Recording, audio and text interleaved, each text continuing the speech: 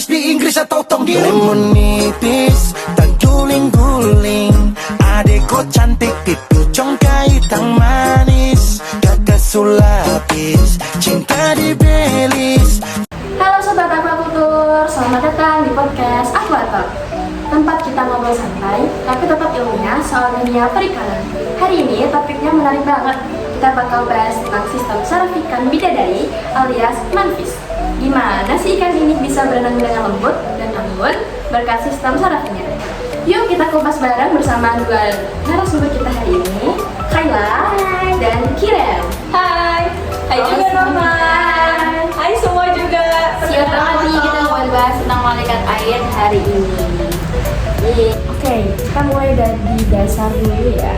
Kiren, bisa jelaskan secara singkat gimana sih sistem saraf pada ikan bekerja?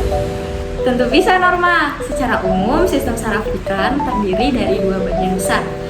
Pertama, sistem saraf pusat, yaitu otak dan sumsum tulang belakang. Yang kedua, sistem saraf tepi, yaitu jaringan saraf yang menyebar ke seluruh tubuh.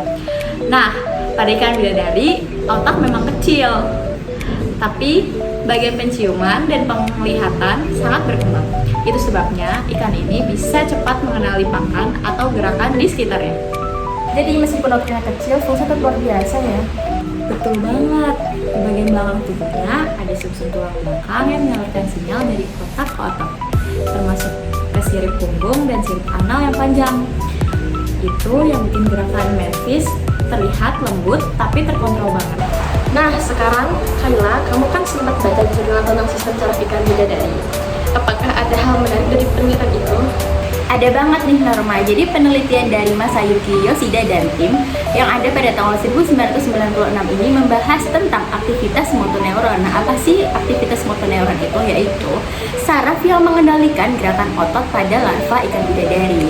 Jadi awalnya setelah menetas itu, larva hanya melakukan gerakan wriggling, semacam menggeliat di tempat kanan kiri tanpa benar-benar berenang. Tapi setelah hari kelima atau keenam, sistem sarafnya ini makin matang dan mereka mulai berenang bebas dengan ritme yang stabil, teman-teman semuanya. Wah, jadi perkembangan sarafnya berpengaruh langsung pada kemampuan renangnya ya? Betul banget, dan menariknya semua gerakan itu diatur oleh semacam pengendali otomatis di sumsum tulang belakang yang disebut Central Pattern Generator atau CPG.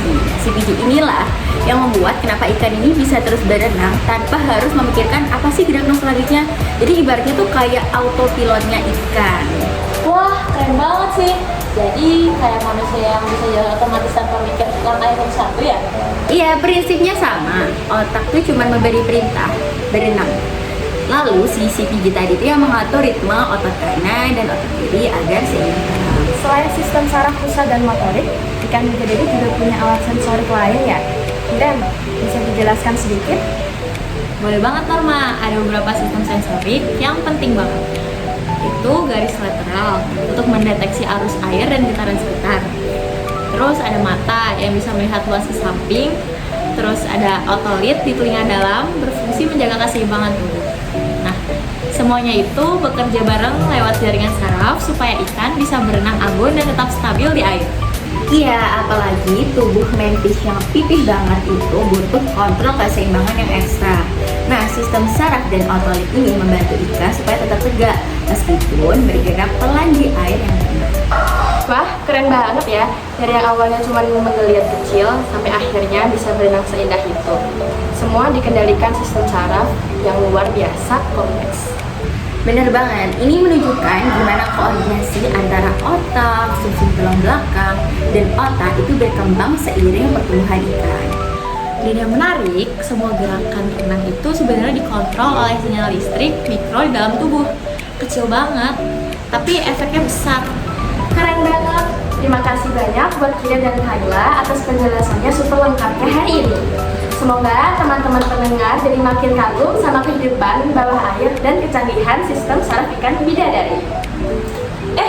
Sebelumnya gimana nih kalau misalnya penutupan Aquatalk kali ini ada pantunnya?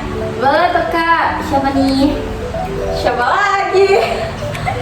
Baiklah, kita dulu ya. Ikan bidadari melandai ke pantai, senyumnya manis bikin tenang hati. Aquatalk pamit dulu, mau bye-bye. Sampai jumpa di lain hari.